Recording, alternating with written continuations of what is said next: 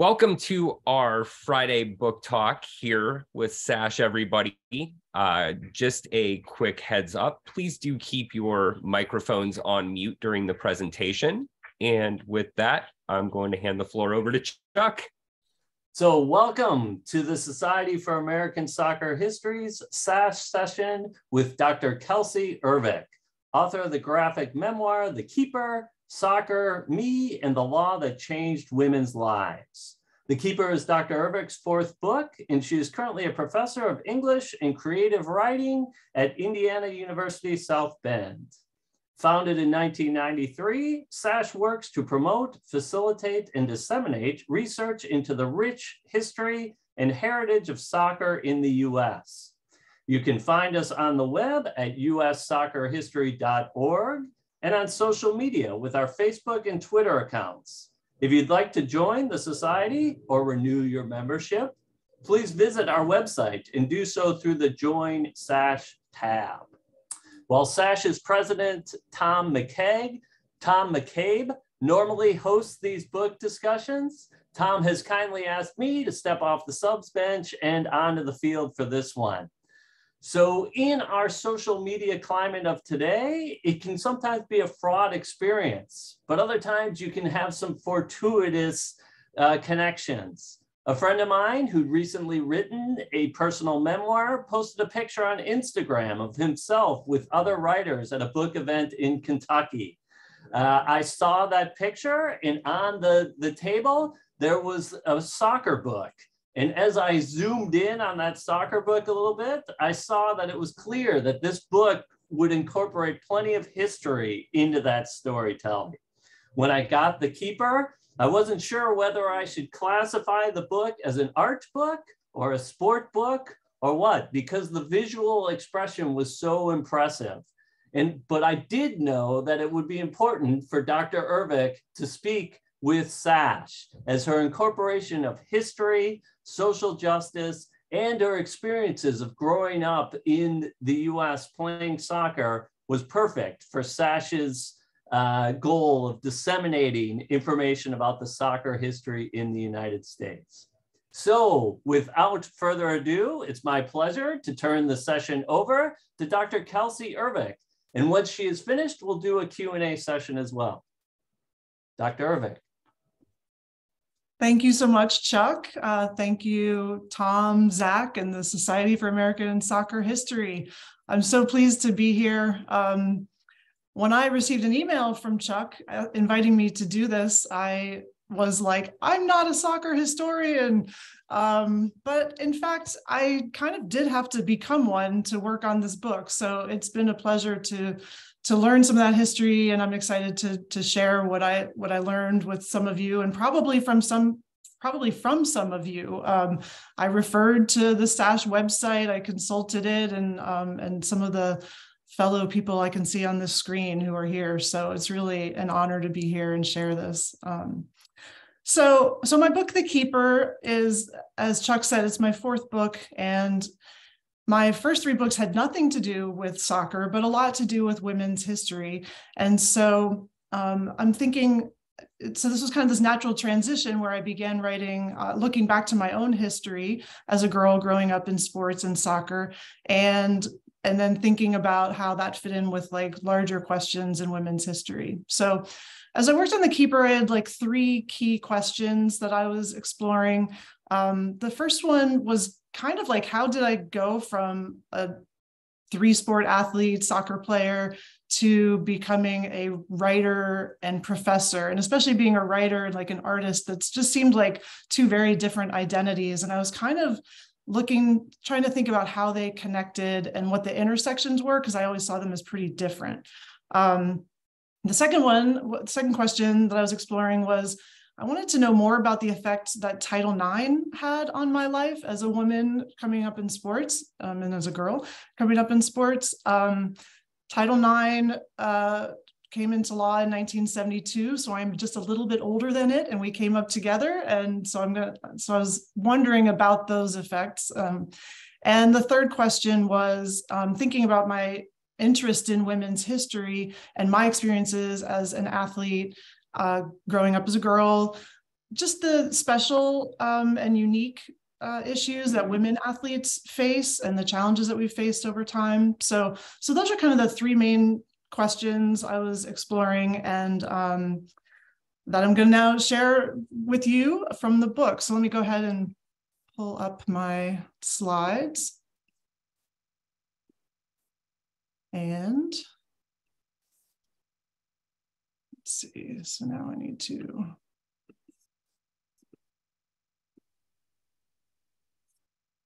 Okay, so I'm also gonna shrink you all so I can see my slides. So that is the cover of my book on the left, which has me kind of standing in front as a keeper and a team that I have assembled from throughout history. Some are athletes, some are activists, politicians, etc. And one is a former teammate. So I put together my own team of women across history. And then that's me on the right when I was a goalkeeper at Xavier University. So as I was saying, like starting with my own experiences of thinking about what I faced growing up and just some of the things that I went through or that were challenges that I faced. So I want to think first about like being a girl athlete in the 1970s and like what that meant. So that's the early years of Title IX. I didn't hear of Title IX for a long time, but when I was a young girl, what I really wanted to do was be a wide receiver, like my idol, Lynn Swann of the Pittsburgh Steelers. So, so here are two images of girls' sports in the 1970s. So that's me on the left. I'm wearing a New York Giants helmet because we lived in New Jersey early on, but we'd moved to Pittsburgh. And by then, Lynn Swann was my idol. I wanted to be a wide receiver, but football was not and still is not really accessible to girls. And so I guess I became the next best thing, which was a goalkeeper. But on the right is another image. So I could play soccer. There were teams growing. It was becoming this fast growing sport in the 70s. And so my parents put me on a soccer team, but the soccer team was like almost entirely boys. It was a co-ed team. There were not teams just for girls. And so I was playing mostly with boys, and my dad, who has joined the Zoom call here, volunteered to be my coach and was a great coach. And that's actually a common story. I heard Brandy Chastain say the same thing. Like, you know, growing up, it was a lot of like dads like, okay, our girl wants to play, we're going to get her playing, and this is how. So, but this was on the right, a magazine cover just from our local Pittsburgh neighborhood or whatever community. And so anyway, so that was girls sports in the 70s and early 80s. No football and co-ed soccer. Pele was the only professional soccer player I'd ever heard of. And so I picked number 10 because that was his number. I'd never heard of any women soccer players. So anyway, so that was my early beginnings. But then as time went on, and then we moved to Cincinnati, which actually did have a little more advanced girls soccer program, and they've continued to have a strong club program. So we moved to Cincinnati, and I joined a team in 1983. It was a club traveling team called the Cardinals. So I'm going to read now from a few pages of the opening chapter of my book, where I reflect on those experiences a little bit. Mr. Ryan's video begins with a still shot, one of dozens of team photos we'll take over the years. Our uniforms have sashes, like we're all Miss America. I'm in the middle in blue, the keeper. Our team was the 1971 Cardinals, named for Ohio's state bird and the year we were all born. We spent the 1980s traveling in a flock to soccer tournaments. A flock of cardinals is called a radiance, and we were radiant. Every tournament we touched turned to gold. Mr. Ryan, a cyborg in cutoff jeans, recorded it all. In 1987, we competed in the U.S. Girls Nationals tournament in Seattle. I was 16. My hair suffered from a combination of hairspray and sun-in. Seattle was as far from Ohio as I'd ever been. The top 4 teams in the country were there: California, Texas, New York, and us, Ohio. Everything was fancy. My teammates and I felt important because people other than Mr. Ryan filmed our games and interviewed us 2 at a time. Who will be the first to get pregnant? They asked. Who will be the first to get married? Who will have the most kids? These are the questions they asked the best girls soccer players in the nation. Not one of us said, "Are these the same questions you ask the boys' teams?" Maybe the questions weren't so far off. One of my teammates got pregnant the next year, and another the year after that. I was about to start dating the guy I would eventually marry and divorce. Most of us became teachers, nurses, stay-at-home moms. But it makes me wonder, can different questions conjure different futures? So what if they had asked, who will be the first to play on the US women's national team? How many gold medals do you want to win? Who will be the first woman president? But in 1987, there was no Women's World Cup, no women's soccer in the Olympics. We'd never heard of a US women's national team, and we still haven't had a woman president. So I think, this is kind of just my transitional slides to remind me of where I am. This is a table of contents for the book where I use, team uniforms as the chapter headers. And I'm thinking at different points about my own life, as well as about some different points in soccer history. But what I wanted to say now was, so growing up when I was in high school and playing on this traveling team, I was a 3-sport athlete in high school in addition to the traveling team. And I just assumed that my interest as like a sporty girl and all that I was doing in sports came from, my dad, who had also been a 3-sport athlete and who coached my team and took me out and taught me how to throw a football and hit a baseball and shoot a basketball. And so I just assumed that was why I was doing all of these sports. But of course, there's a secondary reason for that, because if there's no sports teams for me to play on, I can't play. So yes, I wanted to play because of help from my dad, but there had to be teams for me to play on. And of course, the reason that there were teams for me to play on in the 1980s was Title IX of the Education Amendments Act of 1972. So Title IX is only 37 words, and I'm just going to go ahead and read them because it's important for everybody to know. No person in the United States shall, on the basis of sex, be excluded from participation in, be denied the benefits of, or be subjected to discrimination under any education program or activity receiving federal financial assistance. And Billie Jean King has talked recently about how that phrase, or activity, any education program or activity, was really what opened it up for Title IX to have such an impact in women's sports. And I talk in the book about Bernice Sandler, who's known as the godmother of Title IX, and her experiences being discriminated against in higher education and how it led her to begin the work that led to Title IX.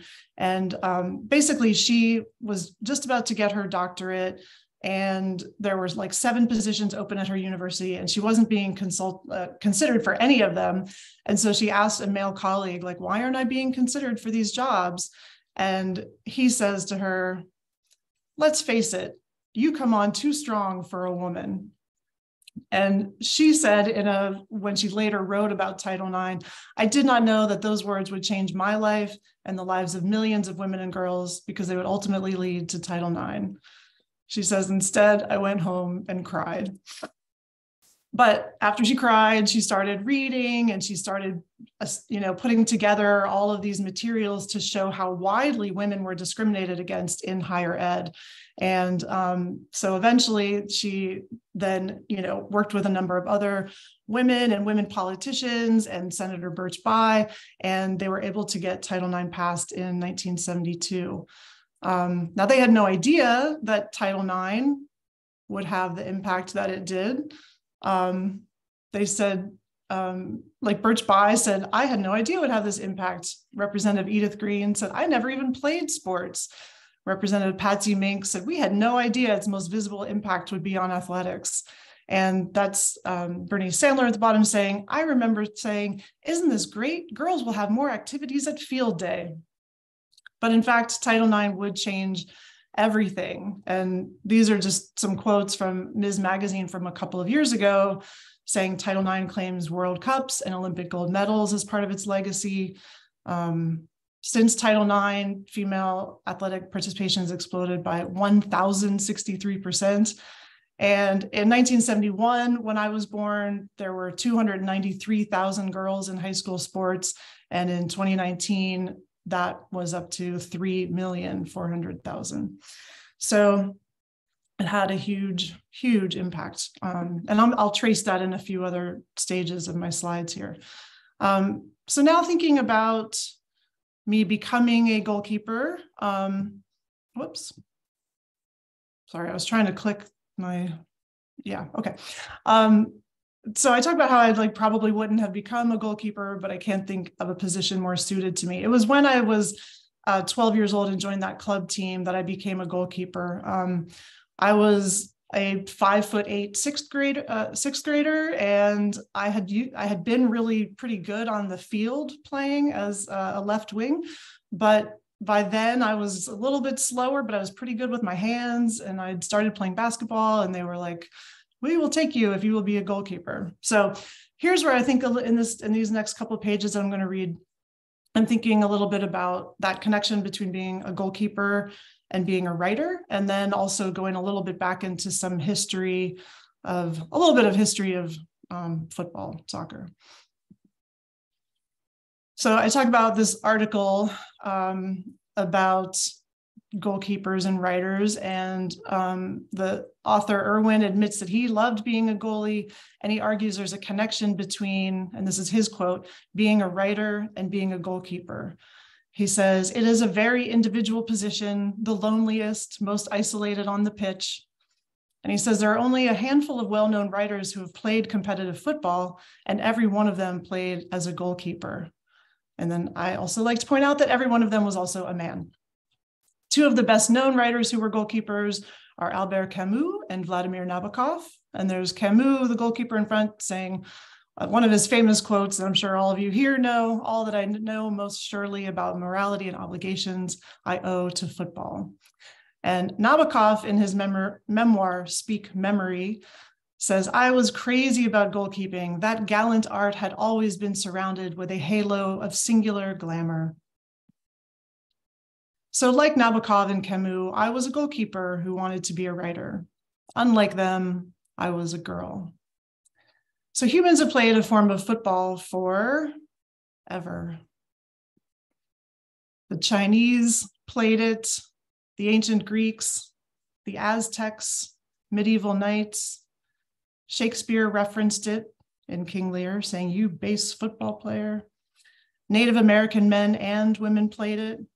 And I got some of that from Brian Bunk, who I saw enter in here. But it wasn't until 1871 that the goalkeeper became an official position. Nabokov loved the mystique of the keeper. He said, he is the lone eagle, the man of mystery, the last defender. But not everyone shared his enthusiasm. Eduardo Galeano, who wrote Soccer in Sun and Shadow, says, the striker sparks delight, and the goalkeeper, a wet blanket, snuffs it out. Women's soccer, as we know it, began in 1881 as ladies' football, and it began with a goalkeeper. Helen Matthews was a Scottish suffragist who organized the first public matches between Scotland and England. She gave herself the pseudonym Mrs. Graham. How did she know to conceal her identity? Had she learned from her suffrage work to expect violence when women challenged the status quo? Indeed, the players had a troubling reception in the papers and on the pitch. They faced condescension, mockery, critiques of their play and clothing, body jeers, and mob violence.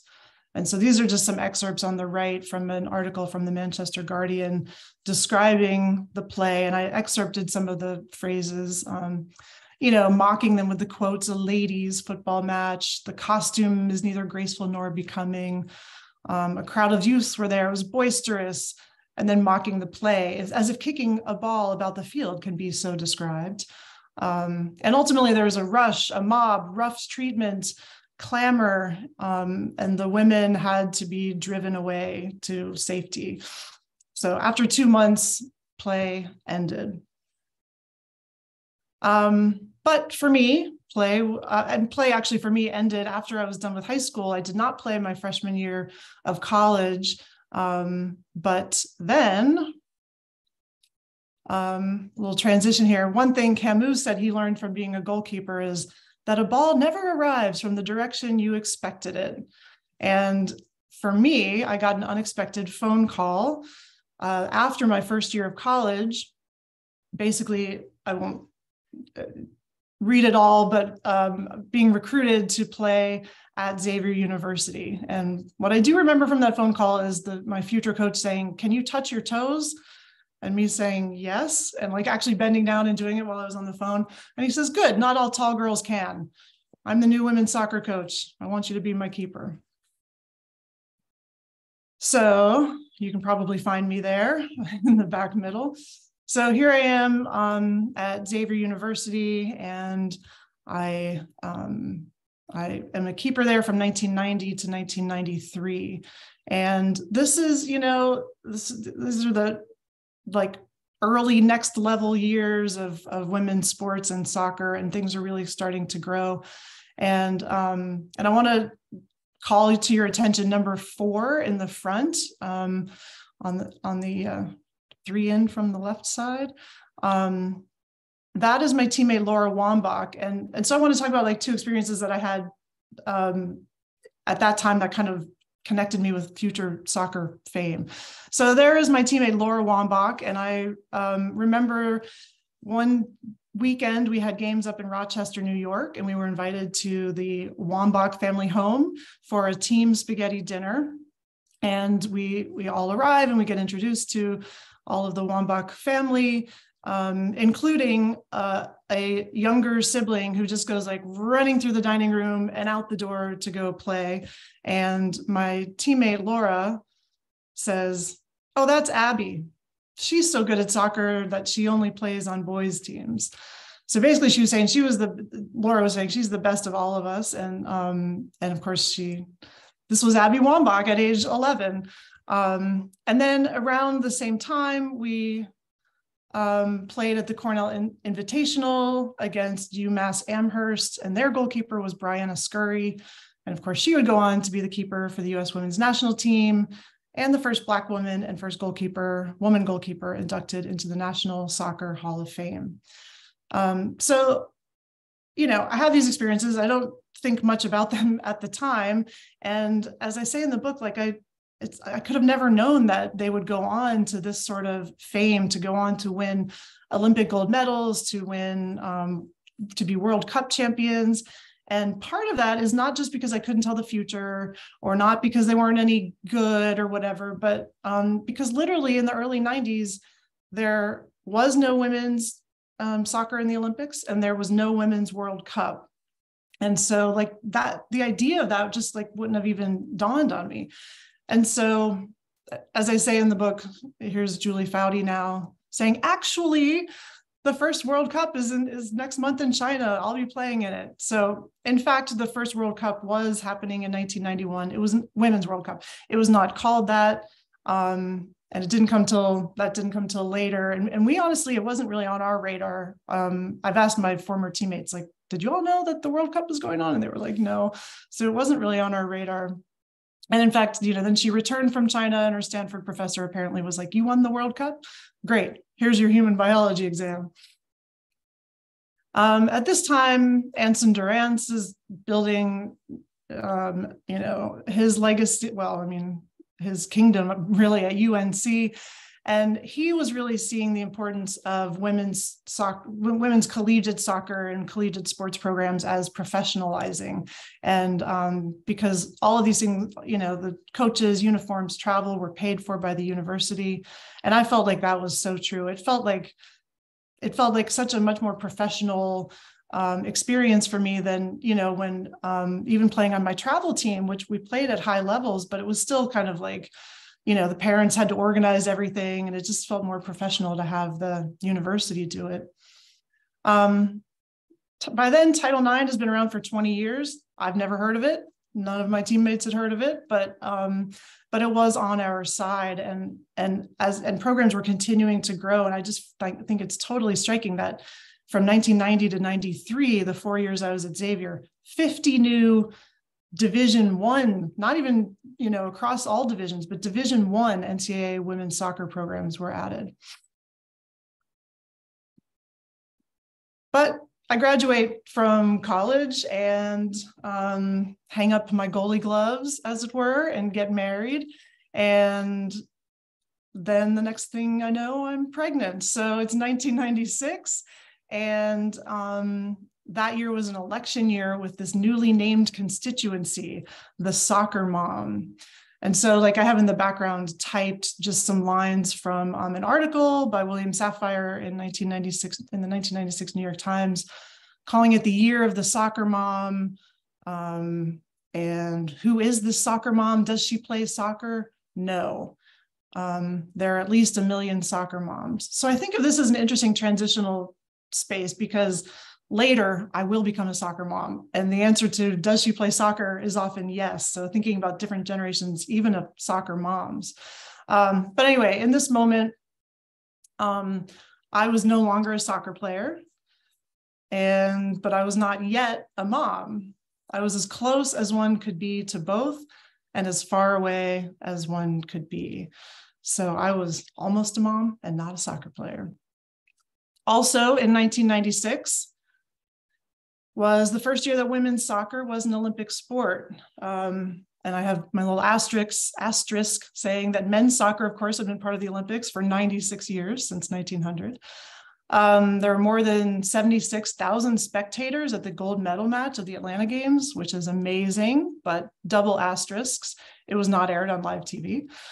And prior to the games, the U.S. women's team was offered a bonus if they won a gold medal, which they did. But the problem was the men's team was offered a bonus if they won any medal, which they did not.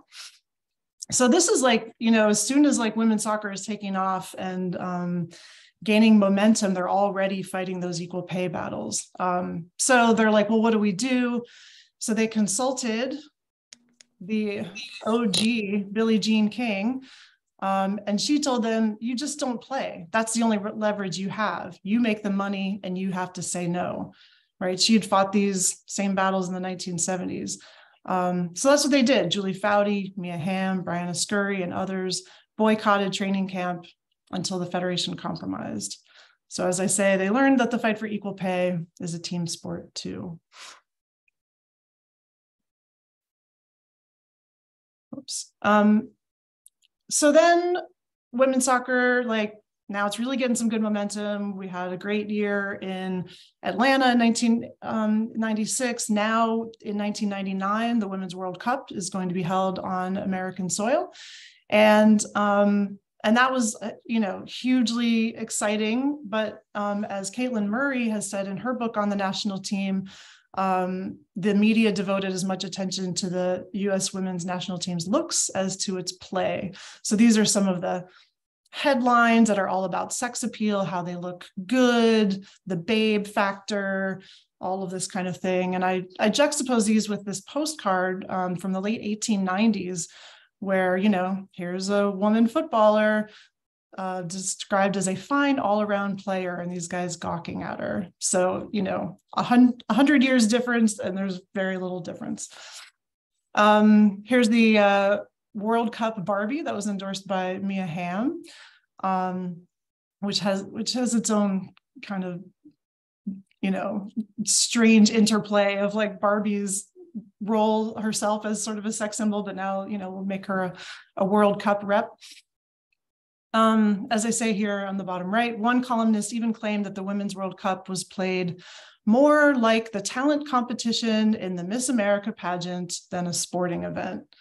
And I talk about the Miss America pageant a couple times in the book and how I wished that I could be on the Miss America, be in the Miss America pageant, but how my only talent was diving for soccer balls. So I didn't really think I could be in it. But anyway, so thinking about this line of the World Cup being played like the talent competition in the Miss America pageant, I drew this picture of the winner of the 1999 Miss America pageant. And of course, the winning goal scorer of the 1999 World Cup. And I just love these two pictures, like these two images side by side. The fact that they're both wearing black, it was just like, I couldn't have asked for a better juxtaposition, but I mean, the body posture, I don't know, the muscles, the strength in Brandi Chastain, just I just love that image. And of course it was everywhere. And it has continued to be everywhere. I'm not going to read this page, but these are just some other images of conscious and perhaps unconscious imitators. I don't know if the guy at the bottom meant it, but I think he did. But Will Ferrell and then this other guy at one of the women's games. So, but you don't have Brandi Chastain scoring the game-winning goal if Brianna Scurry doesn't save a PK in the finals before that. And so I write a little bit about her too, and her story of how, she just said, I've got to stop one goal. And she envisioned herself getting that save, and then she called it before it happened. This is the one, she told herself as she set her stance. So then fast forward a little bit, I by now have a young daughter, and I've become a soccer mom myself, and I'm now in graduate school getting my PhD at the University of Cincinnati. And now in 2004, so we've had all of these great strides, but the president of FIFA, Sepp Blatter, told an interviewer, come on, let's get women to play in more feminine garb, in tighter shorts, for example, like in volleyball. Beautiful women play football nowadays. Excuse me for saying so. And excuse you, I will not, sir. Here's me in 2004 as a coach, and there's my daughter, and there's her team. And so just thinking of that kind of way of thinking about women in 2004 and the way that we were trying to raise these young girls and teach them how to play, just it feels like this stark contrast. So finally, I'm also kind of tuning back into women's soccer after a while in these years. And I turn on the TV one day, I'm watching the women's national team. And as I say, it didn't take long to spot a name that I recognized. And that's an image of me down at the bottom. And this is literally what I thought, what are the chances someone has the last name as my old teammate?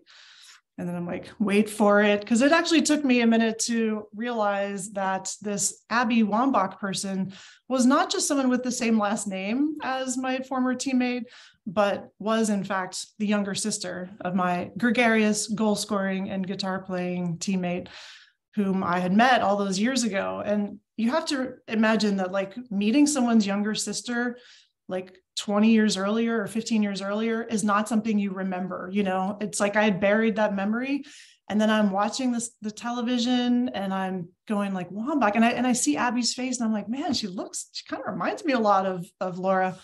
And then that memory came to me that I was like, oh my gosh, we met her. That was the little girl who went running through the dining room and out to the backyard. So I guess this last part that I want to talk about is that I mentioned that, I thought that my athletic experiences were solely because, my dad taught me out and took me out and taught me how to play things, and I was interested in sports. But in fact, it really required Title IX to make all of that happen and to provide the opportunities that I had. But another thing that I thought when I was younger, well, actually, I thought it literally until I was working on this book. I thought that I was really part of the first generation of women to have played competitive soccer. I'd never heard of any women playing soccer before the 1970s, and I just assumed it just hadn't happened. And so it was literally when I was doing research for this book that I found out that obviously what everyone in this room knows, that was not true at all. And so I mentioned earlier 1881 with like an early attempt to get some women's football play. And then later in 1895, and I have a bigger chapter on this, but this is just kind of the conclusion of that chapter. 1895, a woman who called herself Nettie Honeyball, which is very excellent, formed the British Ladies Football Club, the BLFC, and, took a lot of heat for it and got mocked for it. And she says there on the left, there is nothing farcical about the British Ladies Football Club. She says, I founded the association late last year with the fixed resolve of proving to the world that women are not the ornamental and useless creatures that men have pictured. And later she says, I look forward to a time when ladies may sit in Parliament and have a voice in the direction of affairs, especially those which concern them most. So with that quote, I kind of say, like, for her and the other players at the time, it was always about so much more than football. Then fast forward another 20 years almost, and actually 22 years, and it's World War II is happening in England, and the men have gone off to war and the women have taken their places in the factories and munitions plants. And as I say on this next slide, on lunch breaks, these ladies started playing football against some of the men and boys who were still there and winning. And so in 1917, they became the Dick Kerr ladies. And there were actually many of these teams because they had to play against each other. But I write mostly about the Dick Kerr ladies, who ended up being like one of the winningest team, the world champion team at the time. And their story is rather like A League of Their Own, right? Where so the men have gone off to war and the women start playing professional baseball. And here the women started playing in charity leagues, charity matches to raise money, but they were extremely popular. And by 1921, throughout the course of that year, over 67 matches, they played in front of upwards of 900,000 spectators. But the war was over, the men's league had started back up, and the women's teams were drawing larger crowds. So it didn't take long for the backlash and its predictable focus. So I have the Dick Kerr ladies saying, but what about our bodies and our clothes? These arguments that women have heard forever. And the English FA, and they hired doctors to make claims about women, claimed that the game of football was quite unsuitable for females. Doctors claimed it would inhibit fertility, is inherently dangerous, and there were even comments about females' delicate organisms. So in 1921, the English FA banned women from football and from using any of their facilities, and that ban would last for 50 years. And so they did continue to play. And as I think you all have reported at SASH, they got creative and came to the US to play. They played, and they found there were no women's teams here to play against. So they played against men's teams and went 3-3-3 against men in 1922. And they continued to play for actually several decades, but they're playing without FA support. And so interest is waning, crowds are waning, and it kind of ultimately snuffs out the sport, and people forget about the Dick Kerr ladies and some of the other, teams that they were playing against, the munitionettes.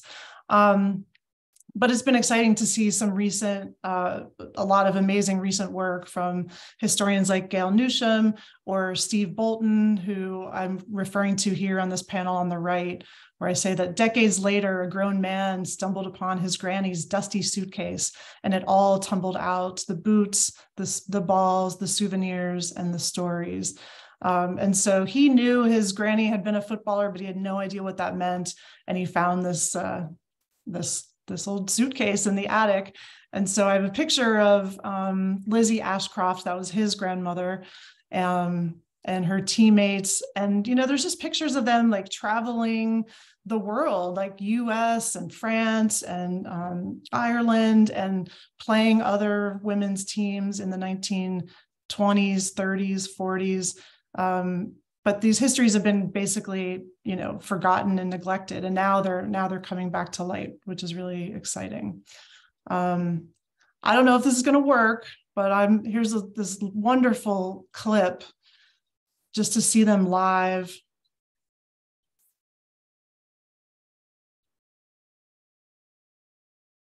And this would be their competition. I'm going to kind of zoom forward a little bit. And here are the Dick Kerr ladies. And as I say in the book, just seeing them, like, it just reminds me of my teams and teammates over the years. And I love their smiles.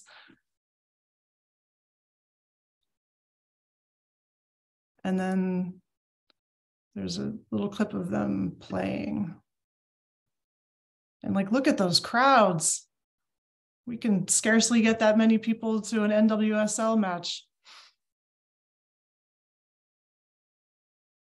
And the keeper.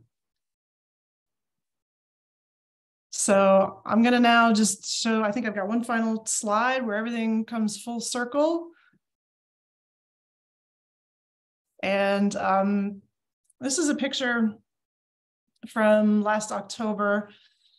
And I was invited to Arizona State University to be part of this Title IX celebration, where Brianna Scurry was the keynote speaker, and she and I both have our books that came out last year, and we got to be on this panel with these, on the top left, these younger women, current soccer players at Arizona State, one of whom just got drafted to, I think it's the Washington Spirit, the one in the back, in the top, second from the left. And so now a professional football player, soccer player. And the cool thing for me was that I realized, like, I looked back to my old programs of my like Xavier soccer programs to see, like, oh, when did we play against UMass Amherst? And it was October 4th of 1992. And this event where I'm standing, and so I played against Brianna Scurry on October 4th of 1992. In this event that I'm standing with Brianna Scurry took place on October 4th of 2022. 30 years to the day later, I'm standing with Brianna Scurry and holding up both of our books. So that is the end of my presentation, and I look forward to answering questions and talking with you. Thank you, Kelcey. That was fantastic. So, questions? Anyone want to begin?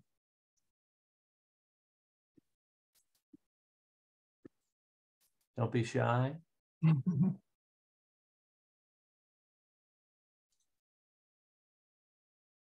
All right. Well, I have one that's very much a personal one, and that's, you talked about when you were with the Cardinals that you had to choose between playing high school soccer and between the club team, and you chose to play nothing. Either. Right. But as a parent, what do you think about that choice now? And what do you think about it for soccer in general? Oh my gosh. Did my father direct message you and ask you to ask that? No, that was completely No, I know it's in the book. It's in the book. But well, he asked me that when I was telling him I was working on the book. He was like, "Well, do you talk about how you got to your senior year and you were about to be like the captain of the varsity team that was going to go to state and you quit?" And I was like, "Yes, Dad." I talk about that. Yeah, I know. I mean, it's been interesting for me to like look back on that decision now to hear his perspective, and to understand it in a way I could not have understood it then. And quite a few people have actually asked me about that, particularly for young kids now who, when you're a teenager, I mean, what do you know? You get caught up in other things. And so, I say like part of it was like, I had jaw surgery. And so I actually had been off for a few months anyway. I couldn't play at all. Both teams were kind of compromised because, when you just split everybody up, and it was just this temporary rule that they enacted. But it was just kind of in response to like our team in particular was kind of dominating. We had like 5 really good players from the Cardinals who are also on the high school team, and they wanted to divide that. They felt that this was like unfair somehow. So my one friend stayed and played on high school. My others stayed on Cardinals, and I was like, I'm just gonna quit. So yeah, when I mentioned that I didn't play my freshman year of college, I also hadn't played my senior year of high school. And yeah, I mean, I could say I have regrets. They did end up going to state. My high school team lost in state. My sister was there. She was a sophomore at the time and was on the team, but I don't know what to say.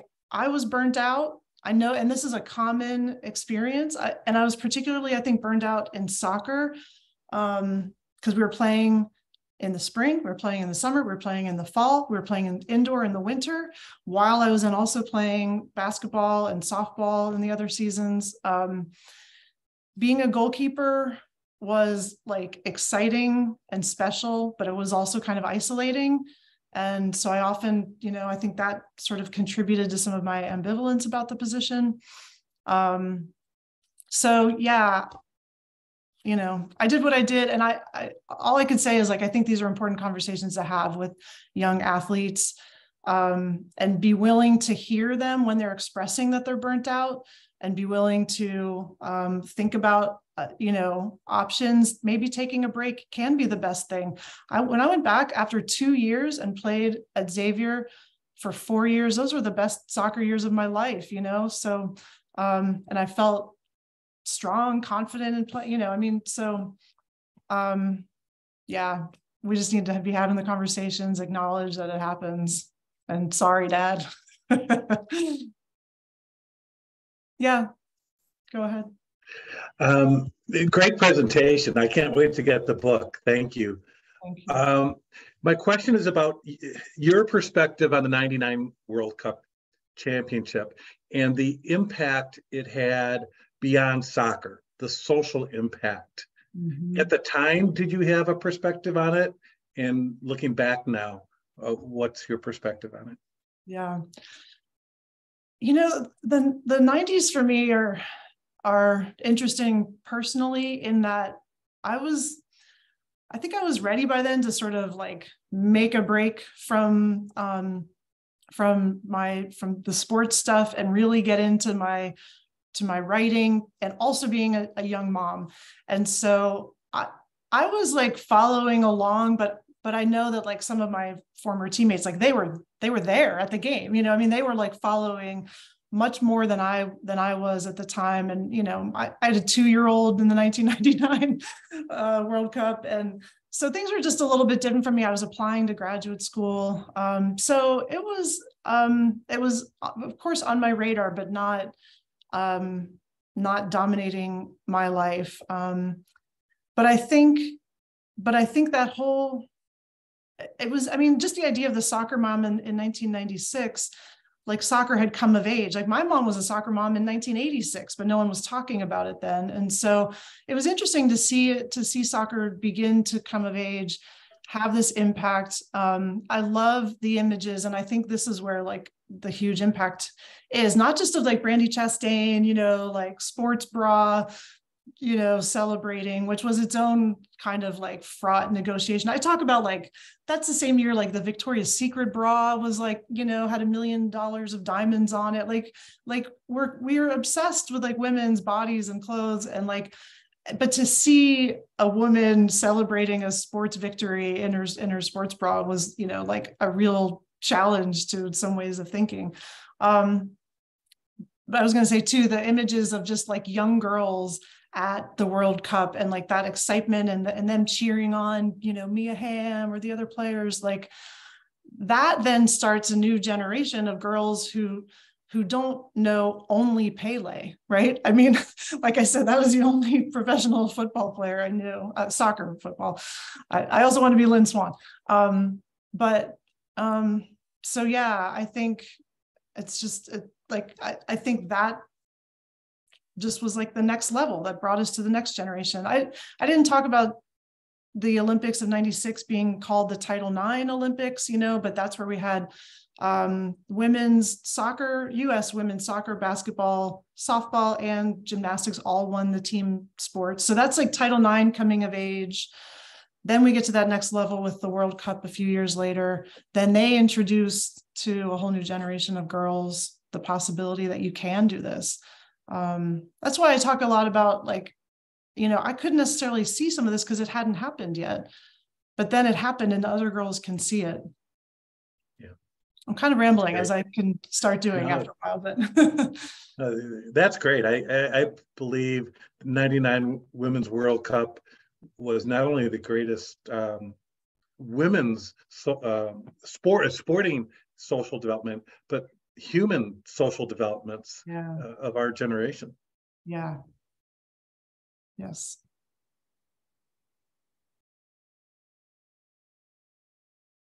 I have a question for you, Kelcey. Sure. So you say you're a soccer mom now, and I guess I would like you to compare and contrast your experience as a youth player and what your kids' experiences are. Yeah. So I have one daughter who is now about to be 26 years old.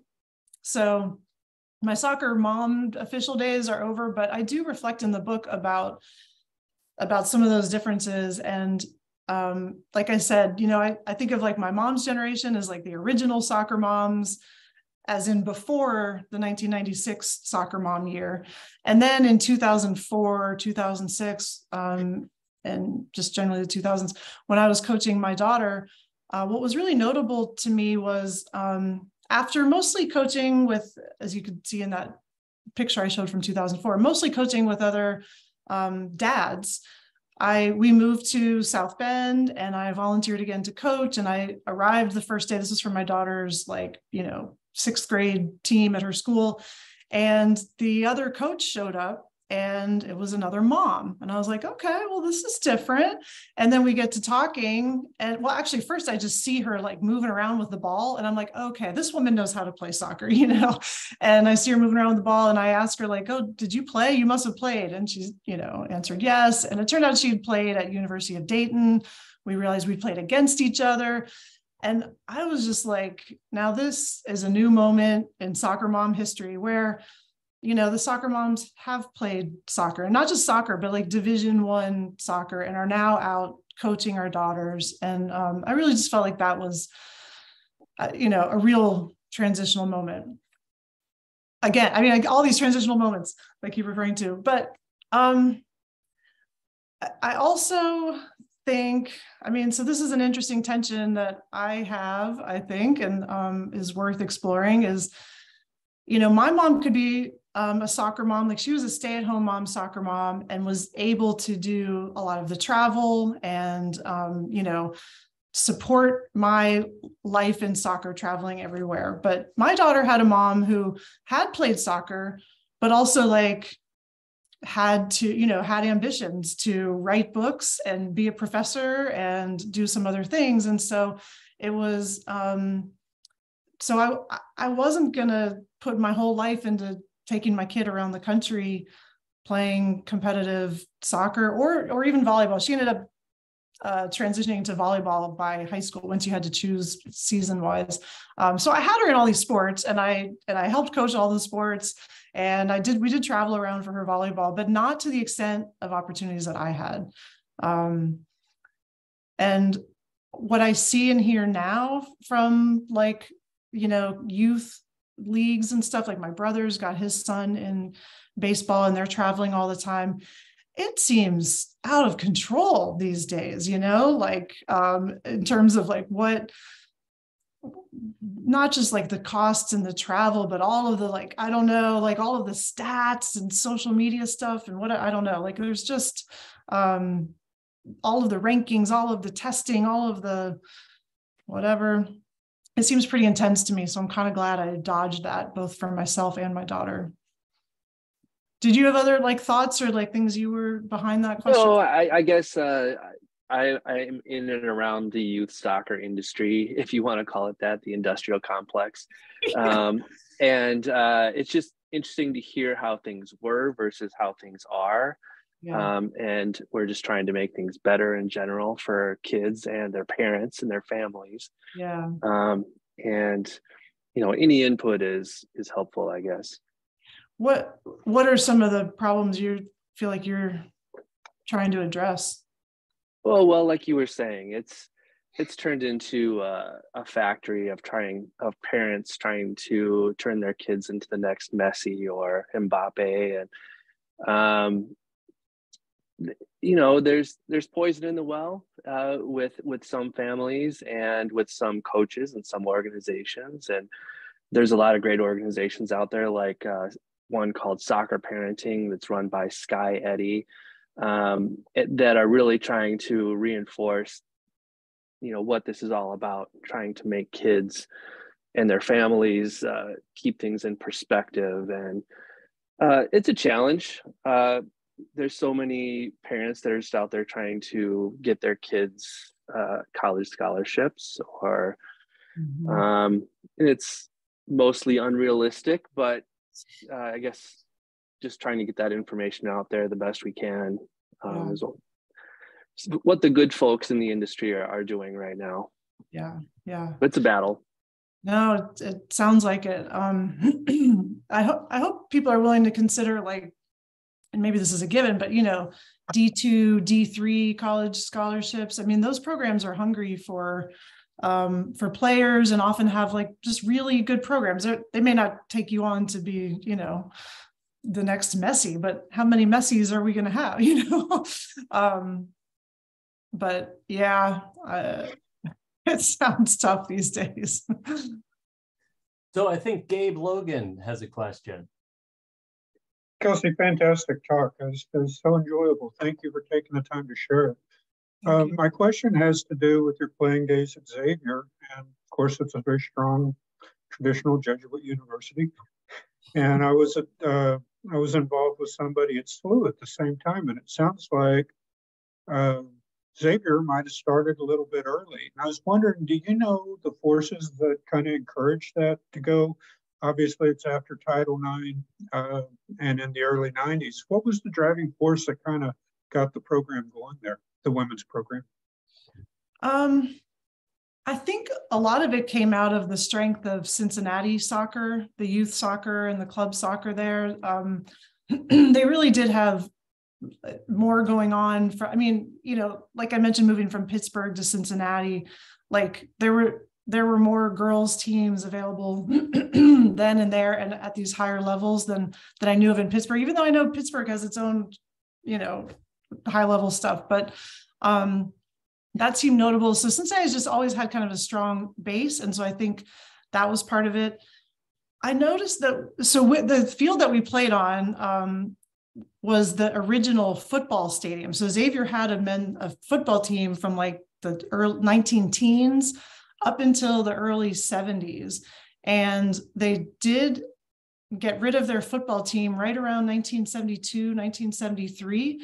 And I was wondering if that like related directly to Title IX, but I don't think it did. I looked up some old articles about it, and it seemed to be more like, I mean, they were, I mean, it was like a cost kind of thing, but it didn't seem like cost, like we have to suddenly make women's programs, because Title IX wasn't really even beginning to be enforced until later in the 70s. So, but I think maybe having already gotten rid of a football team, having essentially a football field, having a strong base in Cincinnati, I think that probably set them up to just choose soccer as what, because presumably in the 80s when they did start the program, it was partially a compliant, Title IX compliance thing, but I think choosing soccer would have been an obvious one for them. And it is for a lot of programs, because you can get a lot of girls, you can get 24 people or something on a team, and that balances out a lot of, smaller men's teams. So I think that is part of why. But you're right, because it's interesting that like our program had been around for 6 or so years by the time I got there. And then when I was there, 50 other programs are coming up. So you're right, it was a little early. Really enjoyable presentation. Thank you for sharing. Thank you. Thank you. I think Tom Arneson has his hand up there. Tom? This was great. And my question, I don't know if it's tough. It's definitely going to be wrongly worded. But if step 1 was the Dick Kerr ladies and step 2 is Title IX and the overall success of the '99 World Cup, what do you think step 3 is? If step 3 hasn't happened yet? Yeah, step 3 has not happened yet. I think step 3 is, so statistically, women, I believe that these stats are correct. Women athletes make up 40% of all athletes. Women's like media and programming of their sports make up 4%. And so I think getting women's sports like where we can watch it and see it, where fans go to it and don't see it as women's versus men, but just see it as like, oh, there's this great sports event happening. I think that's going to be kind of that next step of just normalizing women's sports as sports, and not as secondary. And within that is then all of the structural issues that have continued along with women's sports. I mean, in 2021, we had 8 of our 10 head coaches of the NWSL, were asked to leave, forced out based on sexual assault allegations or sexual harassment and sexual assault. So like we need to reimagine. I mean, and a lot of people in women's sports and women's soccer talk about that, like creating new sports models that are not based on men's sports models, imagining, different ways of interacting with fan bases, different structures and I don't know, just getting rid of some of the unhealthy, I guess, things that have been, along the way for women's sports that have continued up into the professional level. So that's where I see some of that as the next stage. Thank you. Yeah. Great. Anyone else? Any other questions?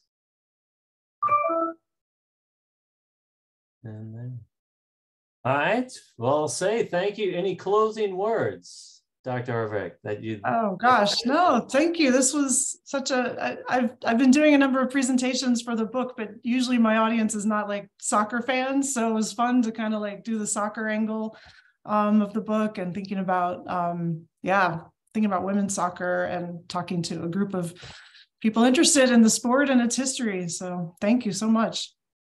Personally, thank you very, very much. The history you incorporated into your personal story and your time frame was fantastic. And so thank you for speaking with us. Thank you. Great job.